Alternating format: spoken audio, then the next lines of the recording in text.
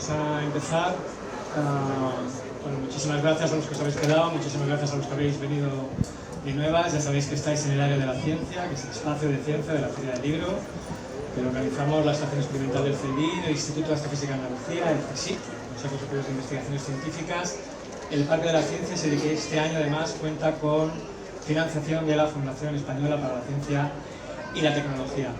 Hoy el tema, toda la programación es sobre el concepto de frontera, y hoy era el tema dedicado a esas dos fronteras que marcan nuestra existencia, la del nacimiento y la de la muerte. Hemos transitado con Bárbara, que está por ahí, las primeras etapas de esa primera frontera, la formación de los embriones, y ahora nos vamos a la última, porque como os he dicho antes, a los que os habéis quedado, si hay algo cierto es que todos los que estamos en esta área de la ciencia, todos los que están en esta plaza, la vamos a palmar. Tarde o temprano, la vamos a palmar. Esperemos que sea más tarde que temprano. Decía el físico y grandísimo divulgador Jorge Wagensberg que la muerte es la más sorprendente de todas las noticias previsibles. Y es verdad, porque es que la muerte es algo cotidiano. Cada minuto muere un montón de personas en el mundo, pero todavía tenemos cierta cosilla hablar de la muerte, ¿no? Nos da cierto pudor. Y eso que, como dice Woody Allen, tiene que estar muy bien, porque nadie ha vuelto de ello, o sea, que tiene que estar genial, ¿no? Además, si lo pensáis, el concepto de muerte es un concepto derivado exclusivamente de nuestra consciencia humana. Por ejemplo, para un físico, la muerte es simplemente una reorganización atómica. Los átomos, los míos, nuestros protones van a seguir estando ahí, simplemente se reorganizan de otra manera. Para un químico, exactamente igual, es simplemente un cambio de transición en la química que se hace de una manera, pasa a ser de otra, pero por lo demás no hay mucha más diferencia. Es nuestra consciencia la que carga, cultural, emocional, religiosa, como queráis, esas dos transiciones de fase que definen su existencia, el nacimiento y la muerte.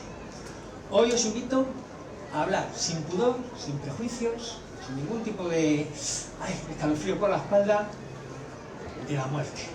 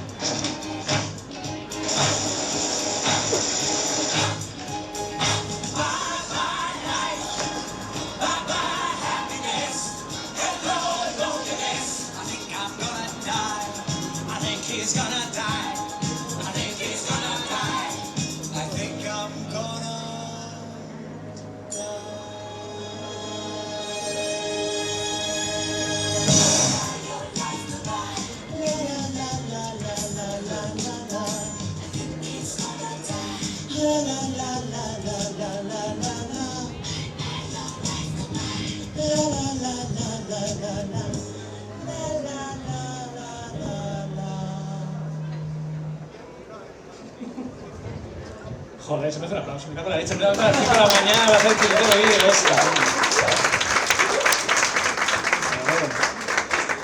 Bueno, vamos a hablar del Diem, y es curioso porque uno de los primeros aspectos que vamos a ver hoy es que seguro que en el cine o en la televisión habéis visto cuando hay un asesinato, hay un cadáver, que llega el forense o la forense de turno, le echa un vistacillo y dice: ha muerto a las 8:45 AM, con 33 segundos, UTC. Pues eso son las cosas más complicadas que hay en la antropología forense. Determinar lo que se llama el periodo post-mortem. Y precisamente para hablarnos de esto, de la dificultad que entraña el determinar exactamente la hora en la que cruzamos la frontera de la muerte, pues tengo la suerte enorme de contar con Susana Escudero. Dale un fortísimo aplauso, por favor. Susana estudió filología inglesa, pero su vida laboral ha estado centrada en el periodismo. De hecho, actualmente ejerce como redactora de Canal Sur, de la televisión andaluza. Estos que se me pegan.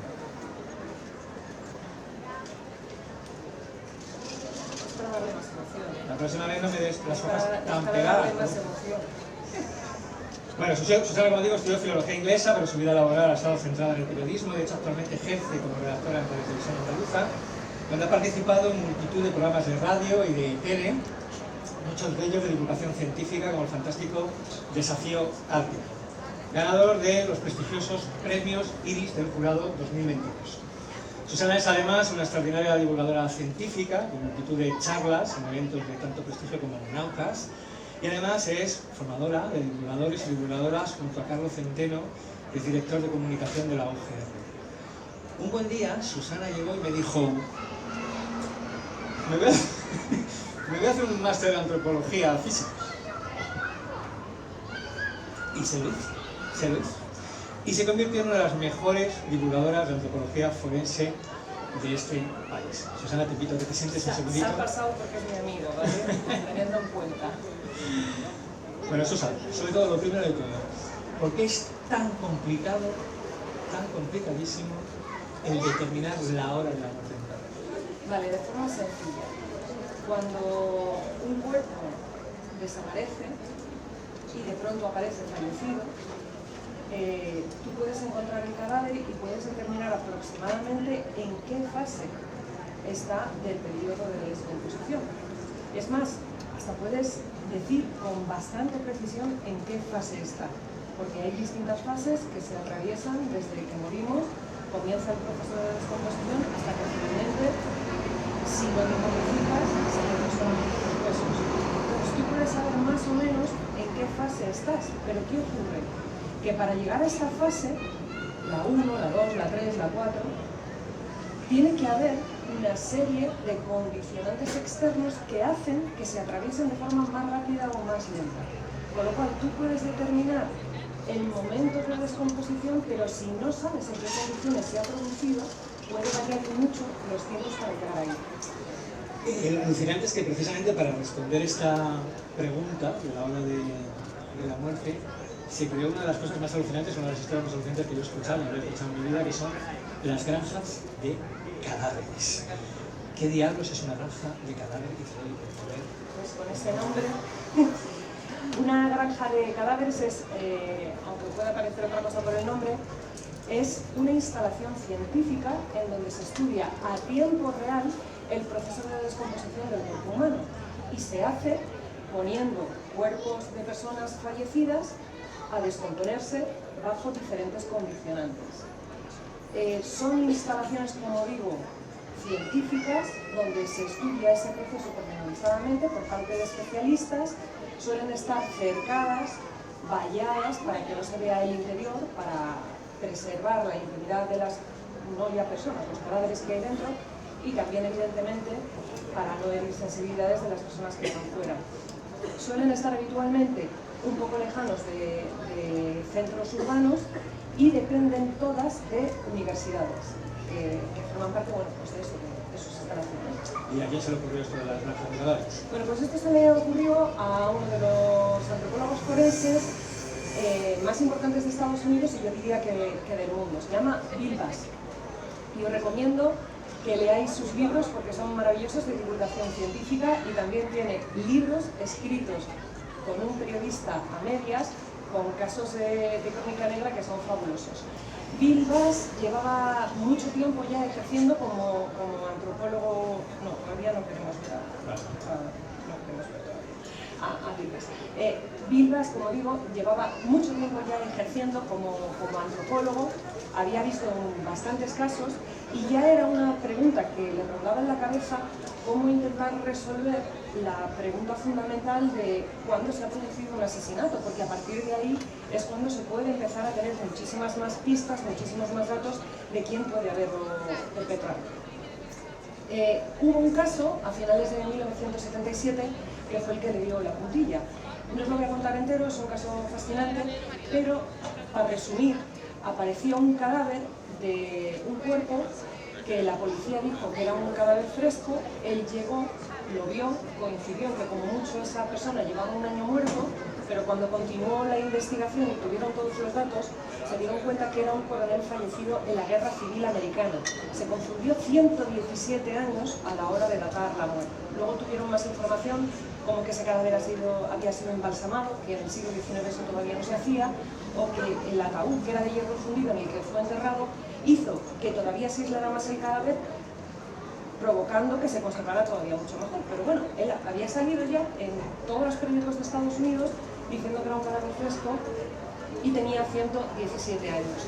A partir de ahí, como os digo, no fue solo por este caso, fue por una trayectoria que ya llevaba, pero este caso sí fue el que le hizo determinarse a crear una instalación científica en la que estudiar el proceso de descomposición humana y 3 años después, en 1980, a finales de 1980, abría sus puertas el Centro Antropológico Forense de la Universidad de Tennessee. Eso que estáis viendo ahí, el que está detrás de la valla es Bill Bass. Esa es una imagen de la primera granja de cadáveres. Una cosa, quiero decir que yo no me imagino una persona levantándose por la mañana y diciendo a su pareja, cariño, que me voy a la granja. ¿Cómo funciona una granja de cadáveres? Bueno, vamos a ver cómo funciona una granja de cadáveres, cómo se trabaja en el interior de estos sitios. Cuando se recibe un cuerpo, lo primero que se hace es recepcionarlo y se le quita el nombre que llevaba la persona en vida para mantener la intimidad poniéndole un código. Como curiosidad, cuando la primera granja de cadáveres fue abierta y determinaron qué tipo de código les iban a poner, la policía de Tennessee, cuando aparece un muerto, ponen primero 1977 y luego el orden en el que ese muerto ha aparecido, 1, 2, 3, 4. Bueno, en la granja de cadáveres lo hicieron al revés. Pusieron primero el orden que entraba el cadáver que tenían en la granja y después el año que tenían. Bueno, cada granja opta por una forma de nomenclatura, pero todos le dan un código a ese cuerpo. Se le toman métricas, como por ejemplo análisis de sangre, de pelo, etc. Y una vez que ya han tomado todas las métricas, todas las medidas que quieren, entonces es cuando le ponen en cualquier parte de la granja de cadáveres a que comience ese proceso de descomposición. Puede ser vestido, desnudo, en el interior, en el exterior, al sol, a la sombra, bajo el agua, todo lo que se os pueda ocurrir, en el maletero de un coche, todo lo que se os pueda ocurrir, todo se experimenta para obtener datos que luego poder utilizar cuando ocurre en un caso en la realidad. Aquí tenéis de nuevo a Bill Bass con un cadáver al sol. Y también puede ocurrir que los cadáveres se pongan en distintas partes de la granja, libres, como estábamos viendo en el caso de la imagen de Bill Bass, o protegidos con jaulas para evitar la acción de los animales carroñeros si eso no es lo que interesa estudiar en este caso. Todo este proceso es monitorizado y se toman métricas de radiación solar, de temperatura, de humedad, todas las métricas del mundo que se cruzan con las métricas, con las mediciones que toman los científicos y científicas de los propios cadáveres para cruzarlas y de esta forma realizar modelos de descomposición humana. Cuando el proceso ha terminado del todo, los huesos se limpian, como estáis viendo ahí, y esos huesos entran a formar parte de la osteoteca, de la colección ósea de las universidades.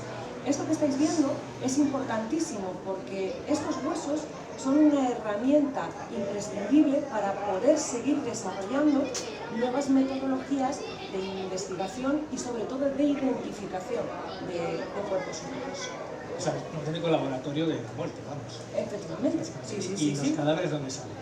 Bueno, pues los cadáveres salen de donaciones, ¿de acuerdo? vienen o de gente que vive en un tratamiento común, que no puede pagarlo, a veces quienes donan los cuerpos son los familiares de quienes han fallecido, donaciones. Hay gente que se hace donante, incluso en vida, y dice, pues yo quiero que cuando fallezca mi cuerpo vaya a una granja de cadáveres. Además, las granjas de cadáveres son menos restrictivas que los centros de medicina para aceptar cuerpos, porque de hecho en una granja de cadáveres se aceptan cuerpos de personas obesas, autopsiadas, que hayan donado órganos. La única línea roja que sí nos pasa por razones obvias es que hayan fallecido de una enfermedad infecciosa.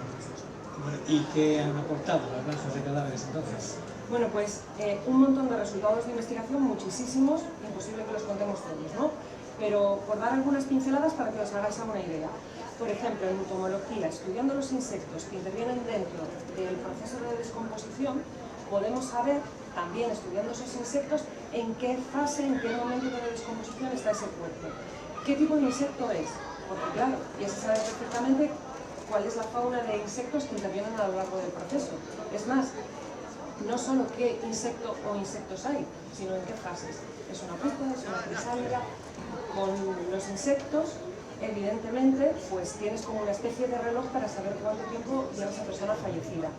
Además de la entomología, estudiando los gases que desprenden los cadáveres.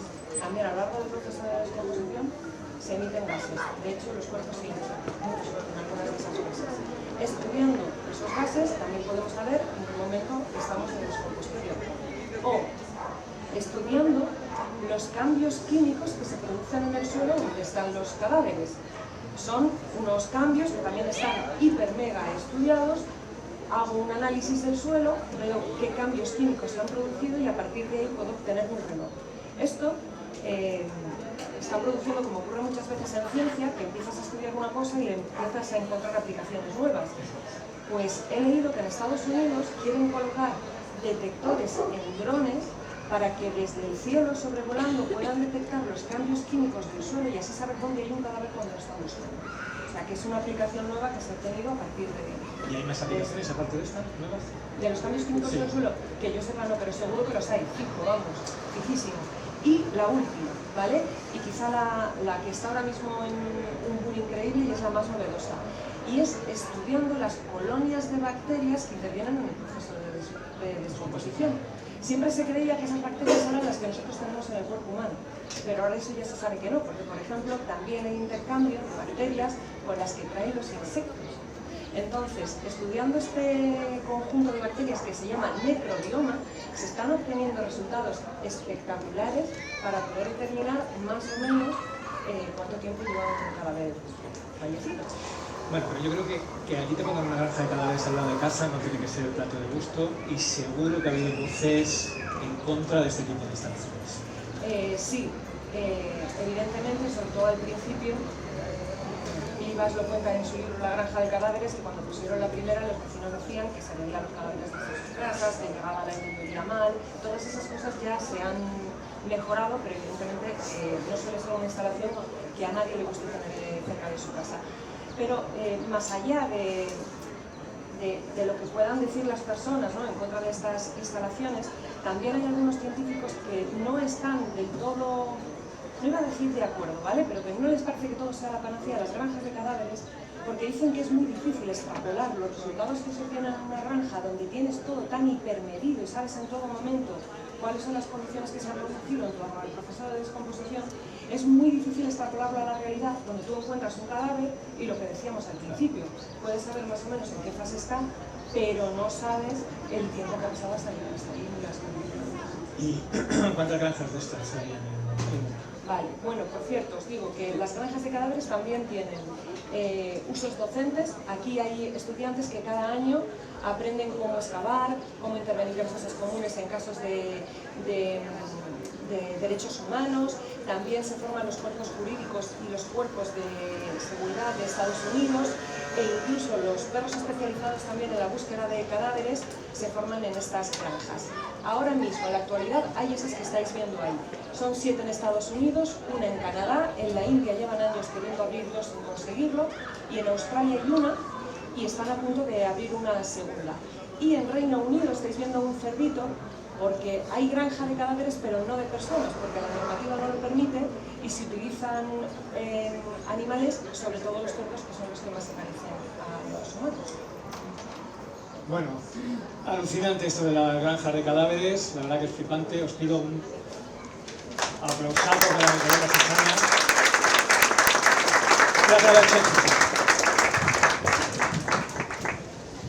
Veréis, tuve la suerte de colaborar durante 10 años, ¿no? 10 años, 10 temporadas, ¿no? Un programa que dirigía Susana Escudero y que contaba con José Miguel Álvarez como realizador de sonido. Se llama El Radioscopio y, como toda la vida, pues murió. Las cosas nacen y mueren. Aquel programa murió. Murió Emilio, murió. ¿Y si nos hacemos una de zombies? ¿Oye? ¿Y si revivimos por una tarde el Radioscopio? Creo que sí. Venga, vamos a ver. Aquel programa empezaba así. Hace una década se halló un extraño artilugio en el sótano de la mansión de Faustino Morel, coleccionista de arte, filántropo, escritor de vodevil y onanista declarado que vivió a comienzos del siglo XIX. Se desconoce la fecha de construcción de dicho aparato, su fabricante, motivo e incluso función. El radioscopio. Hay mucha más ciencia de la que crees.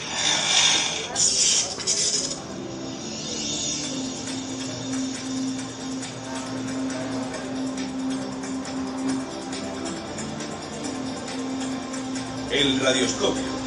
Desde Ray Granada, Susana Escudero.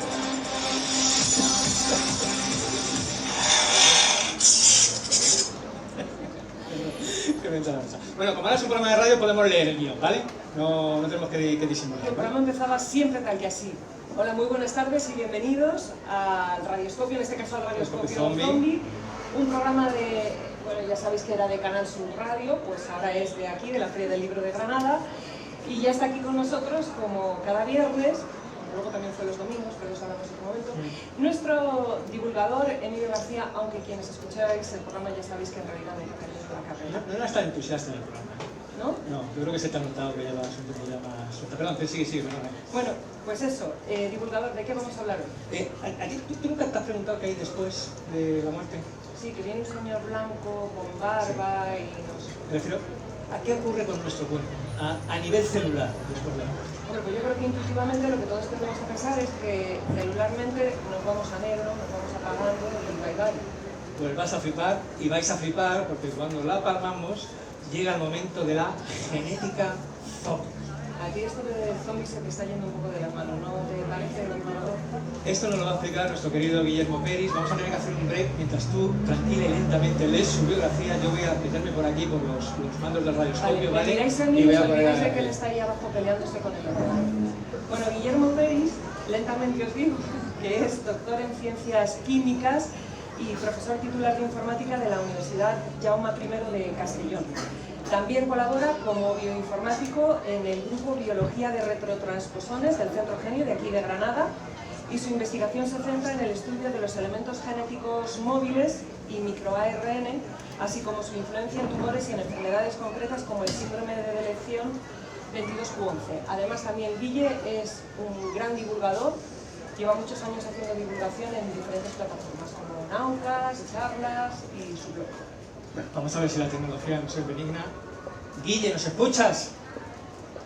Perfectamente, un saludo a todos, buenas tardes. Muy bien, le damos un aplauso a Guille para que vea que no estamos aquí solos, porque no puede ver. De hecho, yo creo que Guille ya está viendo... Bueno, vamos a ver. Está viendo Guille ahora. Has quitado la cámara, ¿no? Guille, para empezar, ¿qué te parece si para comprender qué pasa en las células tras la muerte comenzamos por explicar, a nivel muy básico, por supuesto, qué pasa en las células cuando estamos vivos?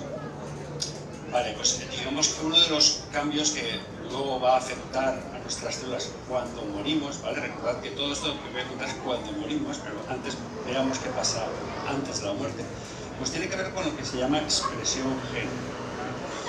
La expresión génica es cómo cada célula transforma la información del ADN en una función concreta. Dejadme que lo explique con un poquito más de detalle y si queréis os comparto una presentación también, ¿vale? A ver, no sé si lo veis. Todavía no. Ahora ya, ya sí. perfecto. Ya sí. Vale. La idea es muy sencilla.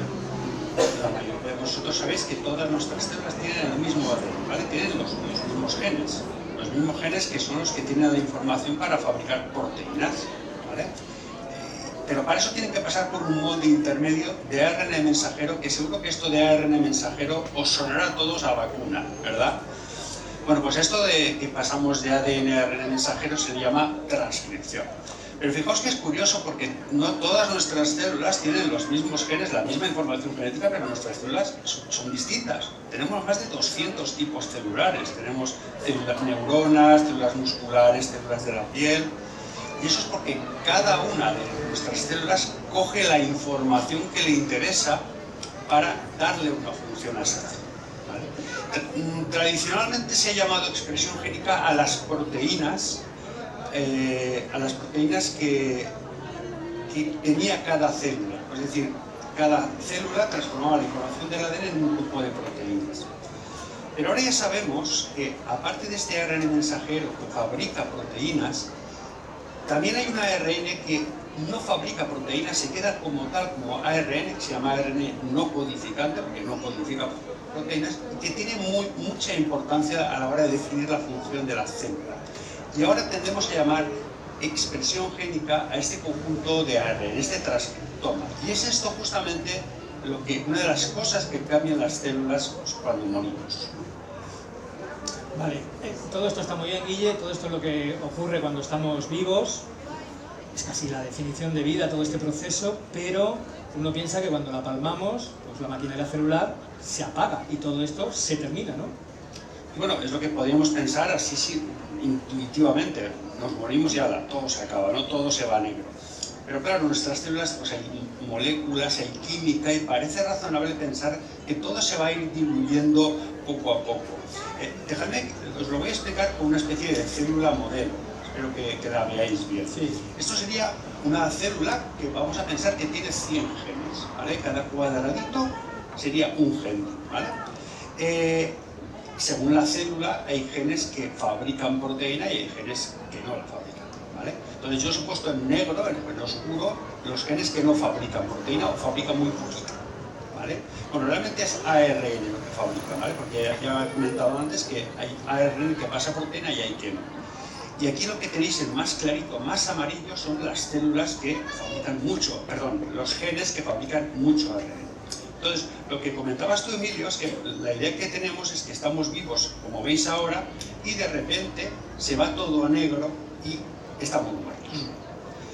No es tan sencillo porque, como decía, hay química aún funciona de alguna forma la célula, y parece más razonable pensar que poco a poco nuestra célula se va apagando, se va oscureciendo, ¿vale?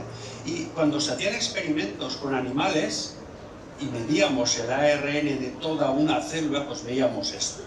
Pero la sorpresa vino cuando hace unos años, en torno al año 2017, unos investigadores fueron a mirar qué ocurría con cada gen en concreto, no con la suma del ARN total, sino con el ARN de cada gen.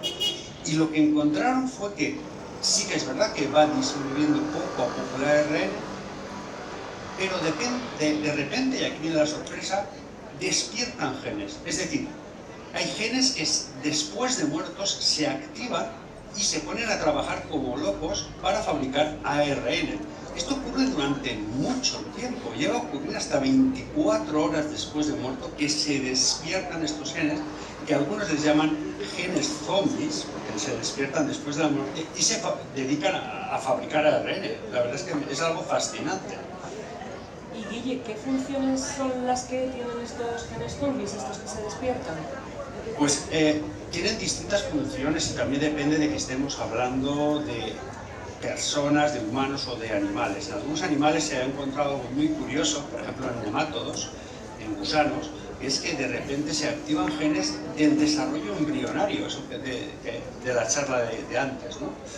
Y es algo increíble, pero en humanos hubo unos investigadores que, para ver qué ocurría con personas, se fueron a buscar una base de datos que se llama GTEx, en la cual muchos donantes, como los de las granjas de cadáveres, pues han donado células de su cuerpo de distintos tejidos y cada vez que donaban se anotaba el momento en que la muestra se preservaba, se congelaba. Es decir, sabemos en qué momento hemos guardado esa célula, es decir, cuánto ha transcurrido desde la muerte hasta que hemos guardado esas células. Con un protocolo siempre muy preciso y muy limpio. Entonces, contestando a tu pregunta, Susana, lo que vieron es que básicamente hay muchos genes que se activan, pero básicamente son los genes que hacen que la célula se descienda. La célula dice, aquí está pasando algo raro.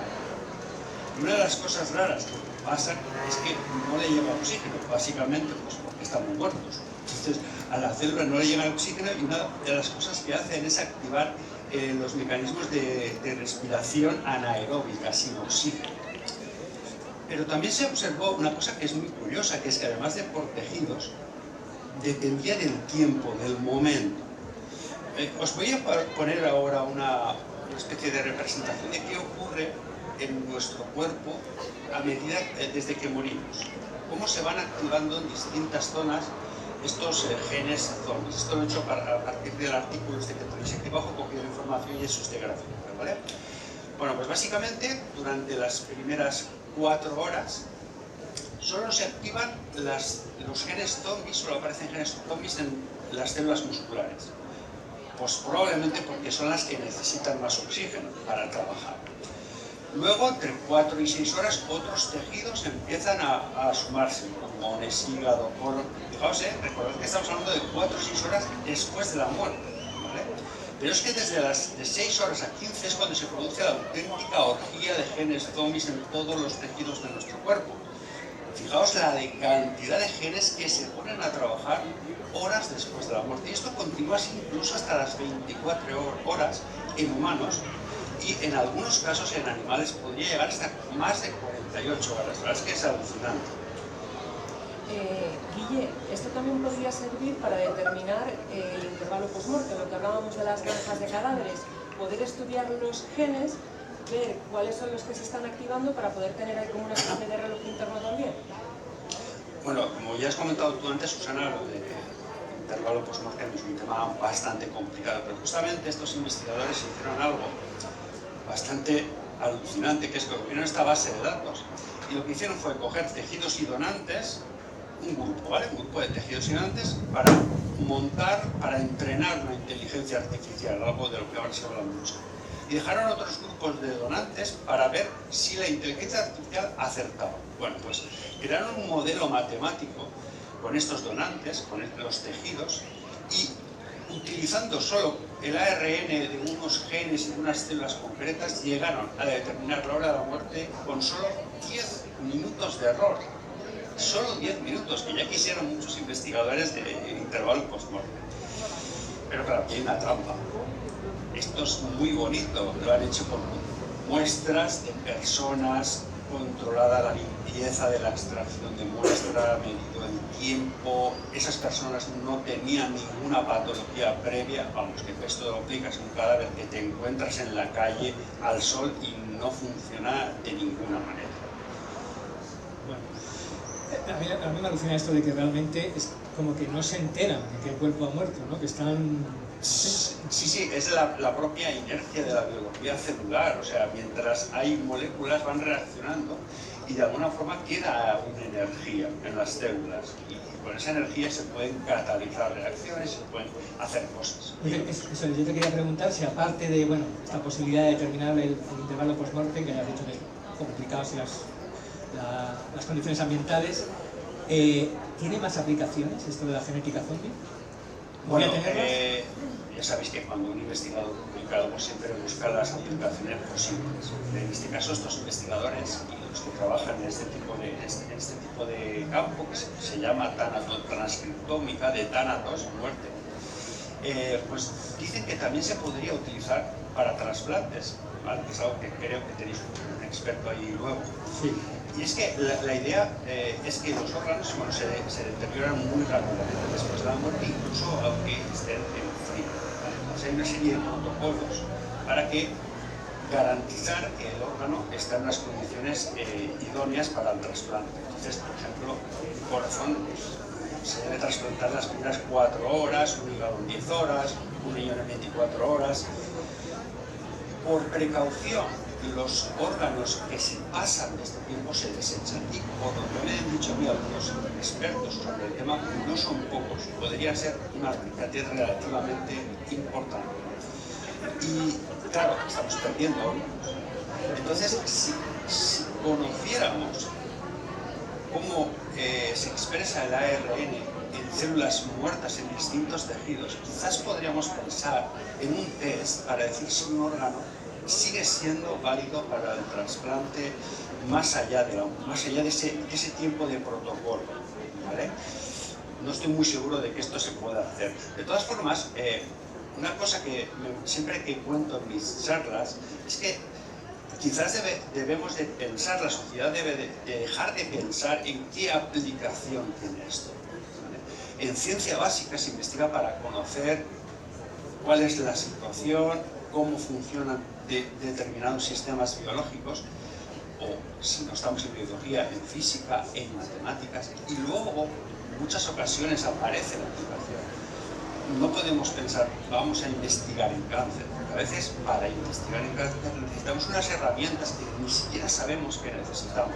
Entonces quizás debemos de empezar a pensar, dejar de pensar para qué sirve esto y apostar por este tipo de investigaciones que, aunque aparentemente parezca que no sirven para nada, quién sabe si nos pueden servir, y es lo que se conoce como ciencia básica, y quería decirlo porque es un poco lo que hago yo, claro. Y a mí no me tienes que convencer de eso, soy astrofísico. Todo el día haciendo... Eso no vale para nada. Ciencia que no vale para nada. Para el placer de él, pero... Que no lo eres, que no acabaste la carrera. Verdad, Guille, gracias. Venga, un beso a todos, un saludo grande. Un fuerte aplauso para Guille. Muchísimas gracias, Guillermo, genial. Bueno, Guille ha hablado de trasplantes, así que por alusiones quiero que deis un fortísimo aplauso a José Miguel Pérez Villares por aquí, y mientras Susana hace una lenta descripción de José Miguel, yo voy a intentar recuperar el poco. José Miguel, buenas tardes, bienvenido, gracias por estar aquí.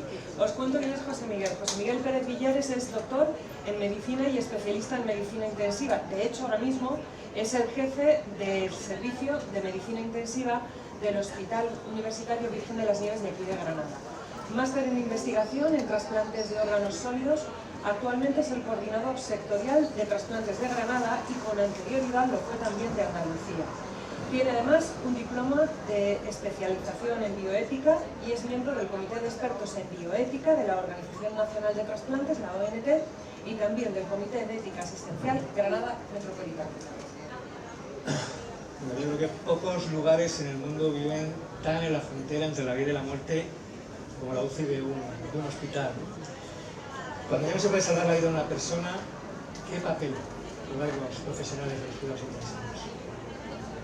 Entre las granjas de cadáveres y la genética zombie, voy a ver si encuentro cuál es nuestro papel. Bueno, las unidades de cuidados intensivos forman parte de lo que es un servicio de medicina intensiva. Son unas unidades donde se concentran los pacientes más graves. Da igual que estén enfermos del corazón, de los pulmones, que sea un accidente de tráfico o que sea una cirugía compleja después de un trasplante. Entonces ahí trabajan médicos y enfermeras que están especializados en los cuidados intensivos. Son 5 años de especialidad. Los que trabajamos en la UCI no somos cardiólogos ni cirujanos, somos intensivistas. Somos un poco como los frikis. Los frikis no somos astrofísicos, pero son un poco como los frikis del hospital. Y tú seguro que acabaste la carrera, José Miguel. Sí, pero por imperativo legal, es que no, tampoco he triunfado, no soy divulgador, me he quedado como médico. Bueno, pues como decíamos, ahí se concentran los pacientes graves. ¿Por qué? Porque teniendo enfermería especializada en esos cuidados y concentrando la tecnología y las camas, se pueden tener mejor cuidado y mejorar la supervivencia. La UCI no es un sitio donde va la gente a morirse. Ahora mismo la supervivencia en la UCI en general, porque hay distintos tipos de UCI, porque hay UCI más especializadas, pero de modo general la supervivencia es superior al 85%. Es decir, la gente no ingresa en la UCI para morirse, ingresa para no morirse, y de hecho la mayoría pues, conseguimos sacarlos para adelante. Es un porcentaje altísimo, claro que sí. José Miguel, una de las grandes preguntas que nos hacemos es qué pasa en esa frontera entre la vida y la muerte. ¿Cuál es nuestro grado de consciencia? ¿Vosotros los intensivistas lo sabéis? ¿Se puede saber el grado de consciencia que se tiene en ese momento? Pues o estás vivo o estás muerto. Si tienes conciencia, estás vivo. Para estar muerto no hay que tener conciencia. Otra cosa es estar sedado, estar en coma, que entiendo bien por dónde va tu pregunta. Hay enfermedades que producen una disminución del nivel de conciencia, que puede ser pues un poquito, ¿no? La que tiene uno recién levantado por la mañana antes del café, o puede ser muy profunda, que incluso ante estímulos dolorosos intensos el paciente no responde. Eso es una graduación desde estar consciente hasta estar en coma profundo. ¿Cómo exploramos eso? Pues exploración clínica, pues vemos si tienen reflejos, si las pupilas cambian a la luz, si al presionar en un tendón se mueve un grupo muscular, pero necesitamos la máxima seguridad posible, por ejemplo en un quirófano, para saber que un paciente está completamente sedado y no va a sufrir cuando el cirujano lo opere. Entonces podemos monitorizar la actividad eléctrica cerebral, igual que hacemos lo del corazón, un electrocardiograma, pues monitorizamos con unos parches que ponemos en la frente la actividad eléctrica cerebral. Y por eso, de esa manera podemos monitorizar y saber qué profundidad, qué grado de disminución del nivel de conciencia tiene el paciente. O podemos poner sensores que lo que miden es el flujo sanguíneo cerebral. O podemos hacer una ecografía. La ecografía del corazón, lo que hacemos las mujeres cuando están embarazadas, podemos hacerla para ver cómo es la circulación dentro del cerebro. Hay distintos métodos para estar seguro de que un paciente está completamente dormido, o diferenciar de cuando está completamente dormido en coma profundo de cuando ha fallecido. ¿Y cómo se regula actualmente el mantener una persona viva de todas las maneras posibles? Muchas veces de una manera muy artificial, es decir, muchos familiares que hemos pasado por la muerte de un ser querido tras un largo proceso nos preguntamos, ¿no? ¿Por qué esto? ¿Por qué esto no merece la pena? ¿Por qué no acabar ya con esto? ¿Cómo se regula actualmente eso? En principio, voy a hablar como intensivista. Cuando metemos un paciente en la UCI, cuando le ingresamos, es para sacarlo adelante. Luego ya él decidirá qué hacer con su vida, pero para sacarlo adelante. Pero hay situaciones en las que tenemos un paciente en la que, en base al conocimiento que tenemos de su enfermedad, de sus antecedentes, de cuál es la situación actual, cuál es el pronóstico, no solo en términos de reloj, de cuánto puede vivir, sino de calidad de vida. ¿Con qué calidad de vida va a vivir lo que le queda por vivir? Pues nos planteamos que no tiene sentido seguir manteniendo medidas. Que seguir manteniendo medidas sería obstinación terapéutica. Antes le llamábamos encarnizamiento, pero como una palabra fea, pues ahora lo hemos cambiado a obstinación terapéutica. No podemos hacer obstinación terapéutica. Eso va contra el principio ético de la no maleficencia, y un principio ético que nos obliga a no hacer daño. No hacer daño significa también no hacer cosas inútiles, porque generan una falsa esperanza, porque atentan contra la dignidad, ¿no?, de la persona que está ahí. Entonces, ese principio ético nos dice quieto, parado, en base a qué, al conocimiento que tenemos. Pero eso no es una decisión que tomamos solo nosotros. Cuando llega a ese punto, lo hablamos con la familia, porque lo ideal es que la familia esté igualmente convencida de eso. Es un escenario. Sería adecuación de cuidado al final de la vida, o limitación del esfuerzo terapéutico. Y otro es, no desde el conocimiento nuestro de que no tiene sentido seguir, principio de no maleficencia, sino desde el principio de autonomía, con independencia de lo que yo considere. Esta persona había dejado escrito, o le había dicho a su familia, que si llegaba a esta situación no quería que se mantuviesen medidas artificiales. Entonces ahí no está el principio de no maleficencia, ahí está el principio de autonomía. Entonces ahí no está lo que los médicos y enfermeros pensamos, sino está lo que pensaba esa persona. Y eso es el concepto de rechazo del tratamiento. Una cosa es la adecuación del cuidado al final de la vida, los médicos, no hacer cosas inútiles, otra cosa rechazo del tratamiento, el principio de autonomía. Yo así no quería seguir. En ambas situaciones nos ponemos de acuerdo y se le retiran las medidas de soporte vital. ¿Eso mata al paciente? No, al paciente lo mata la enfermedad que lo ha puesto en esa situación. Las medidas de soporte son para dar tiempo a ver si se cura o no. Si quitamos la medida de soporte, la naturaleza sigue su curso y el paciente pues terminará falleciendo antes o después. Tiene que dejarlo por escrito el paciente. Si lo deja por escrito, mejor. Pero para dejarlo por escrito y que valga, solamente de dos formas: o ante notario, o en un registro de voluntades vitales anticipadas, que se hace en la delegación de salud. Eso es lo que tiene validez legal. Lo otro nos sirve, aunque no esté escrito, para interpretar cuál era la voluntad al final de su vida. Pero entonces un familiar podría llegar un momento que decidiera, mira, esto ya no tiene ningún sentido, él no ha dejado escrito nada o ella no ha dejado escrito nada, pero esto ya es mantener el principio de autonomía ya aquí. Y podría decidir esa persona. Esa es la pregunta clave. Es decir, si yo tengo una persona con la que puedo hablar, puedo preguntarle, ¿quieres o no quieres? Si no puede hablar, porque está en coma, porque no tenemos edad, porque está muy grave, entonces hablamos con su entorno, familia, y eso se llama toma de decisiones por representación. Yo no sé lo que él quería, pero tú que lo querías, que has vivido con él, en situaciones como esta, él que ha dicho, si yo me viera así no querría seguir, o si yo me viera así sí querría seguir. Esa es la pregunta. Cambiamos un poquito de tercio y hablamos de trasplante de órganos. Precisamente el momento de la muerte, el paso de esta frontera es clave.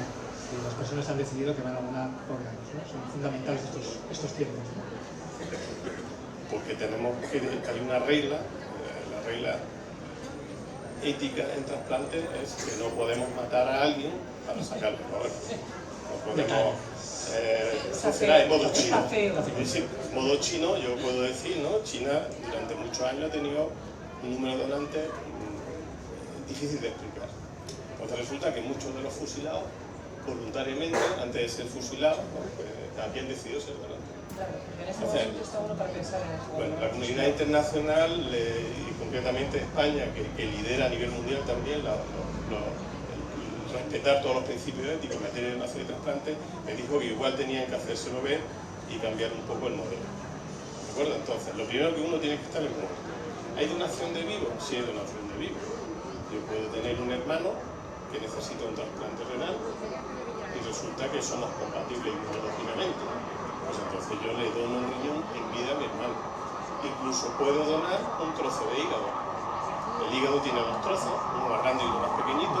Yo me puedo quedar con un trozo más grande y le puedo donar un trozo de mi hígado, que se llama split, a un familiar. Eso se llama donación de vida. Incluso puedo donar un trozo de pulmón o un pulmón. Lo que pasa es que cada trasplante que he dicho tiene más riesgo. El de donar un riñón, el riesgo para el donante es como el de cruzar la calle y que me atropella. Poco. Si dono el hígado, un poco más. Si dono el pulmón, un poco más. Pero se puede ser donante de riñón. La otra forma es ser donante de cadáver. Ha fallecido, le habías dejado escrito, le habías comunicado a tu familia que al fallecer quería ser. Y hay dos tipos de donantes: a corazón parado, muerte encefálica, y a corazón latiente, donación en asistolia. Perdón, donación. Lo he dicho al revés, disculpadme. Donación en asistolia a corazón parado y en muerte encefálica a corazón latiente. Muerte encefálica sería persona que tiene un accidente de tráfico, ha tenido una lesión cerebral catastrófica, ¿de acuerdo? Y le hacemos las pruebas clínicas y las pruebas complementarias, que puede ser un electroencefalograma, puede ser una ecografía, puede ser un escáner, y comprobamos que ya no está vivo. No hay actividad en la cabeza, ha fallecido, pero el corazón todavía late. ¿Por qué? Porque es un músculo. Nosotros cortamos una flor, la ponemos en un vaso de agua, ¿la flor está viva o está muerta? La flor está muerta, pero durante un tiempo todavía vuelve. Bueno, pues sería lo mismo, o sea, el corazón sigue latiendo, pero la persona ha fallecido. Se llaman donantes a corazón latiente, donantes en muerte encefálica. Hasta ahora eran la mayoría de los donantes en España, pero desde hace unos años hemos desarrollado los programas de donación en asistolia, que es diferente. Alguien que se le para el corazón y después de pararse el corazón puede ser donante. ¿Qué diferencia hay entre uno y otro? Que si el corazón está latiendo, los órganos están recibiendo oxígeno y no entran, no se activan los genes zombies. ¿De acuerdo? Pero en la donación a corazón parado, el corazón está parado, deja de perfundir los órganos. Entonces la organización en el hospital que hay que hacer cuando hay un donante en asistolia es mucho más compleja, porque tiene que ser más rápida que cuando es una muerte encefálica que tiene otros tiempos, pero el corazón todavía está latiendo, los dos están muertos. aquí va yo con esto, el protocolo para certificar esto. Los especialistas, cuéntanoslo. Mira, cuando es muerte encefálica, hacen falta firmar 3 personas diferentes cuando va a ser donante. Si no va a ser donante, no se aplica esta ley.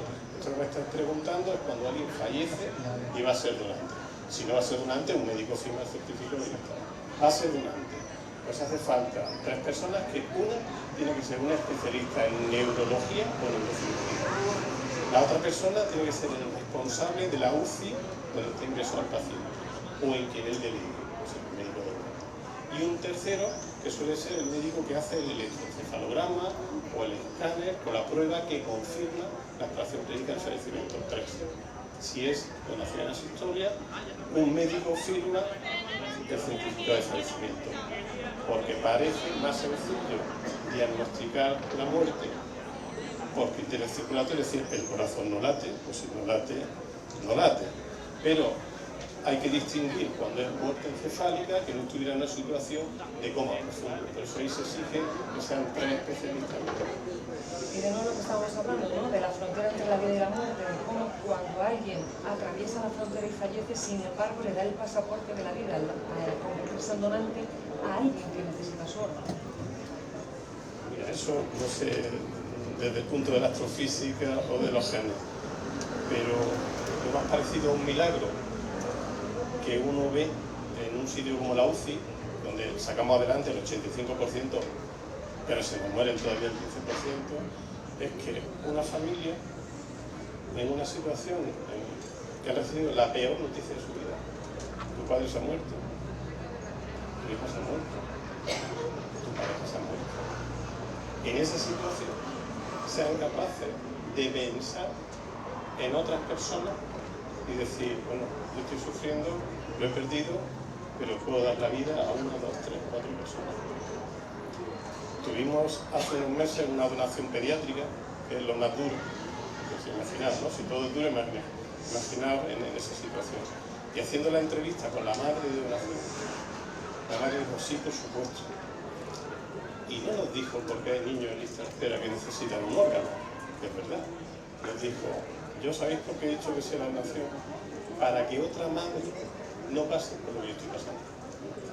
Pues fijaos, y en ese momento, en vez de enfadarse de darle una patada a la pared, lo que le dan una patada a la muerte, dice, no, le salvamos la vida a 1, 2, 3 o 4 niños. Un aplauso, ¿no? Para José Miguel. Gracias. Muchísimas gracias, José Miguel. Muchísimas gracias, José Miguel.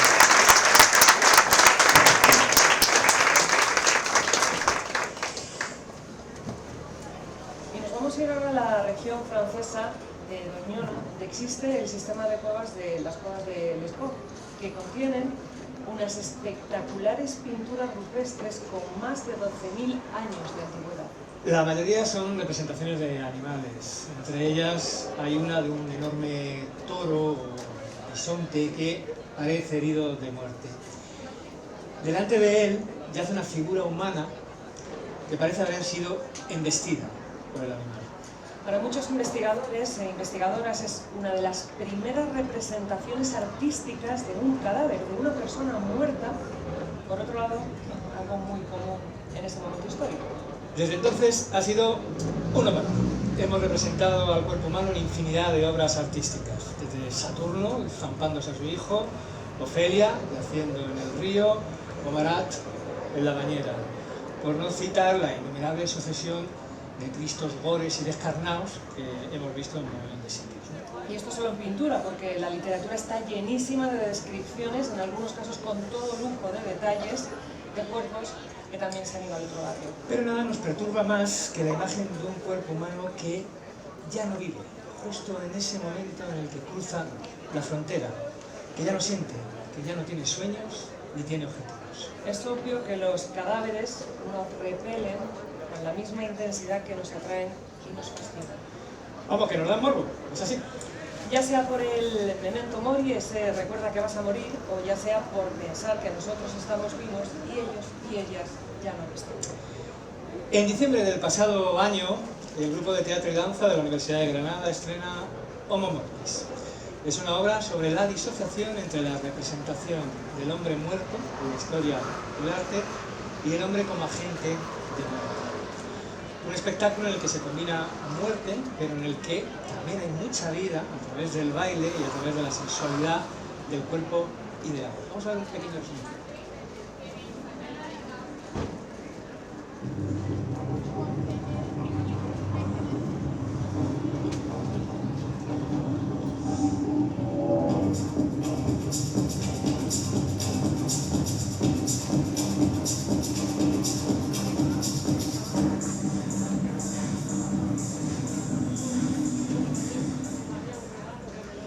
Bien, pues para hablar de esta obra y de lo que ha representado la imagen del cadáver en el arte, tenemos a su director, Mario de la Torre, para el que también os pedimos, por favor, un fuerte aplauso.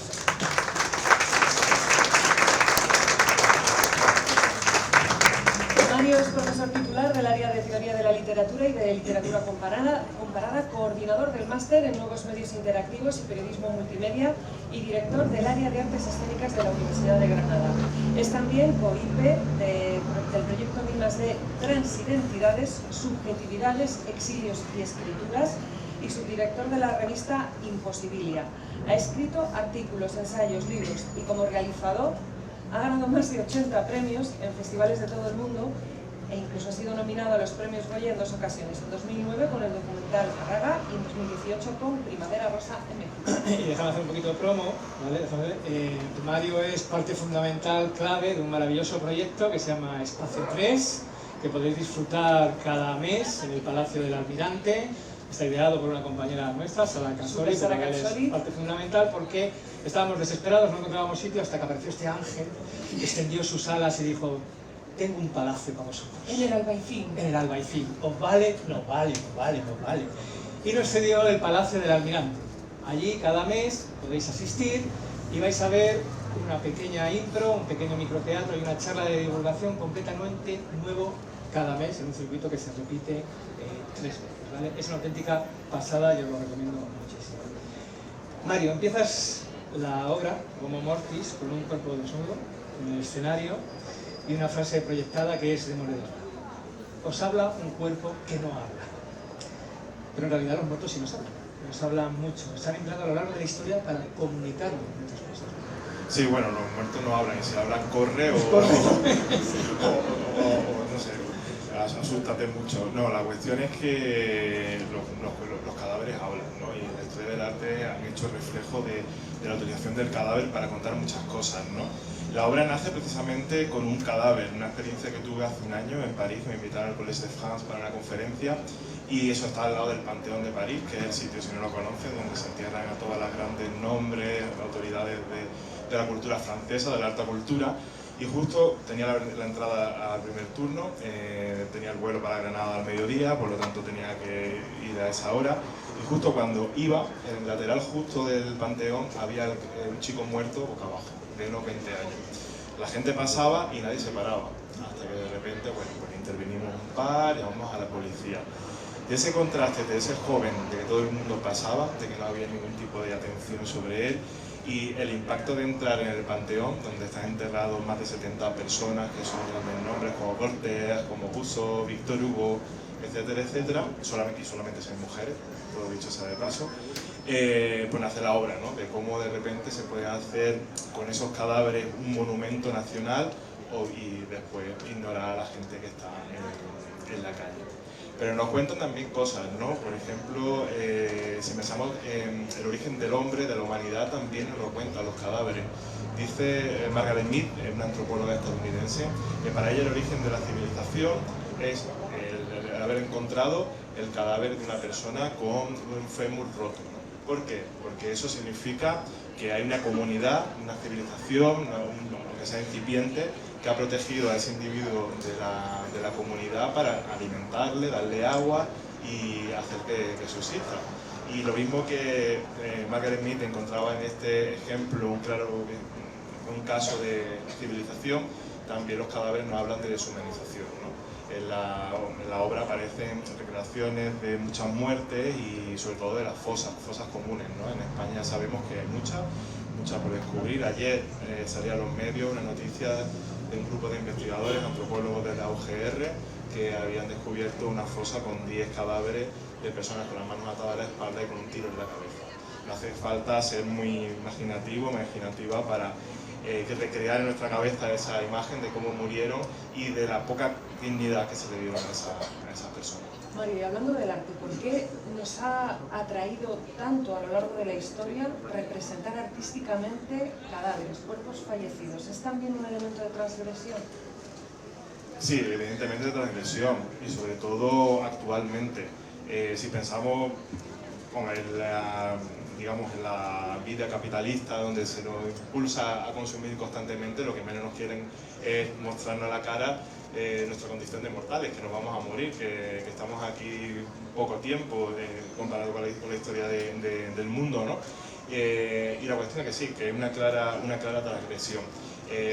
Cada vez, al menos en mi caso, estamos menos en contacto con la muerte. Yo me acuerdo cuando era niño, yo soy de pueblo, y de repente mis abuelos me llevaban a cumplir a las casas donde habían muerto las personas mayores, ¿no? Y de repente era un niño y veía a las personas muertas. Me acuerdo también cuando siendo niño se creó el primer tanatorio y ya a partir de ahí ya no vi ningún muerto, excepto los míos cercanos, ¿no? Hay un distanciamiento por la transgresión que genera, pero sobre todo la transgresión es eso, que nos recuerda a nuestra condición de mortales.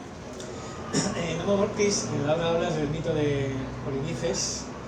Todos conocéis el mito de Polinices, ¿no? Yo tampoco. Fui a la Wikipedia a mirarlo y eran dos hermanos griegos que se dieron de tunda hasta que se mataron simultáneamente. Entonces el tío de Polinices, es decir, el padre del otro hermano, pues a su hijo evidentemente lo enterró con toda gloria y todo boato, y al otro pues, lo dejó por ahí abandonado. He hecho una versión de Alcorcón del mito griego, ¿vale? Pero aquí lo importante es que el cadáver también se ha utilizado muchas veces como elemento político, como muestra de superioridad o incluso como un trofeo, ¿no? Yo he sido capaz de matar a mi enemigo y te lo muestro. Hay una serie que me viene a la cabeza reciente, que es El cuento de la criada, que está inspirado en una novela maravillosa de Margaret Atwood, del mismo nombre, y salen muchas escenas en las cuales pasean las criadas y pasan al lado de cadáveres de personas que han ahorcado, ¿no? Lo que vienen a ejemplificar serían las consecuencias de transgredir la ley, es decir, si no cumples con la norma, lo que te espera es la muerte. Eso es la ficción, pero si nos vamos a lo que sería el mundo real, tenemos las ejecuciones públicas, ¿no? Para las personas que se le condena a muerte, tradicionalmente ese tipo de ejecución no era en privado, sino se hacía de manera pública para que la gente lo visitara y que sirviera como elemento aleccionador, ¿no? Esto que puede pasar, claro, no podemos pensar en el pasado, en la Revolución Francesa, por ejemplo, pero el último ajusticiamiento con la pena de muerte de forma pública fue en Francia, fue en el año 1977, y en España un poquito antes, o sea, y actualmente hay países que incluso por ser homosexual te pueden ahorcar públicamente en una plaza. También transcribes el horror de la pena de muerte en el caso de George Sidney, ese joven negro que fue ajusticiado en la silla eléctrica, pues sabiendo que no era culpable del crimen del que se le acusaba. Es una historia en la que se basó después Stephen King para la famosa novela La Milla Verde. En este caso, Mario, el muerto como espectáculo del horror, pero también como vehículo de miedo, de venganza y, como decías ahora con respecto a los ajusticiamientos públicos, de advertencia. Claro, ahí sería la utilización de ese mecanismo de la muerte como miedo, ¿no? Hay evidentemente una retórica, ha hablado de la literatura, por ejemplo, en el cual pues, se habla del dolor que ocasiona la muerte. Y en nuestra cultura, en realidad, cada vez invisibilizamos más eso. Vemos más violencia, pero menos muertes, ¿no? A veces es necesario ver realmente los cadáveres para tomar conciencia de lo que conlleva, ¿no? Actualmente hoy puede estar muriendo gente en Gaza o puede estar muriendo en Ucrania y no somos conscientes, solamente el remordimiento llega cuando tenemos acceso a esa imagen de la muerte. Pero bueno, hay también diferentes formas y fenómenos recientes, episodios recientes de la historia muy cruenta, en el cual vemos cómo se utiliza como victoria, como trofeo, ¿no? Cuando estábamos montando la pieza, hay una escena también inspirada en lo que sucedió en octubre de 2023, de hace unos meses, con el ataque de Hamas, ¿no? A lo que sería esa rave y esa fiesta, donde luego después en redes sociales se difundieron pues, imágenes de jóvenes que eran alzados como trofeos, ¿no? O Sí, luego vamos a hablar un poquillo de ello más. En 2012 se estrenó un documental, también es un documental que más me ha dejado la piel de gallina, se llama The Act of the Killing. En este documental, los miembros que quedan vivos del Escuadrón de la Muerte en Indonesia son ya unos señores muy mayorcitos, pero han sido los mayores bestias pardas que ha habido en Indonesia. Se cagaron 1 millón de personas en apenas 1 o 2 años, entre el año 1965 y 1966, y en ese documental recrean cómo hacían las matanzas. Las recrean como si estuvieran haciendo un teatrillo de instituto, ¿no? Se coloca uno, el otro, pues yo le cogía así, le cortaba, y entonces aquí no sé cuánto, como decía Hannah Arendt, la banalidad del mal, pero en su representación más cruda y más bestia, ¿no? Llega un momento que nos olvidamos que los muertos son personas o eran personas, que se convierten en puro símbolo. ¿Existe de alguna manera una cierta erótica del cadáver? Sí, yo creo que sí, claro, evidentemente sí. Pensad, por ejemplo, lo que serían esas muertes de personajes importantes de la historia y las colas que se forman, ¿no? Para ver el cadáver. O sea, muchas veces para rendir, sí, tributo a lo que sería esa figura, lo que ha significado y demás, pero otras veces por ver el cadáver, o sea, por estar ahí, por decir, he estado ahí viendo el cadáver y participar de eso, de la emoción colectiva, de poder postrarse ante el cadáver de una persona. O sea, realmente sí, ese documental es muy interesante, además yo también lo recomiendo porque habla de cómo se puede producir esa disociación entre lo que sería esa muerte y las consecuencias que tiene, ¿no? Sobre todo cuando son provocadas con casos violentos como los que muestra. Pero bueno, no hago spoiler, pero de cómo se hizo el documental y demás, pero se lo recomiendo. Y ya para terminar, Mario, durante mucho tiempo la fotografía, también la fotografía de guerra, fue la que nos enseñaba el horror de lo que estaba pasando, ¿no?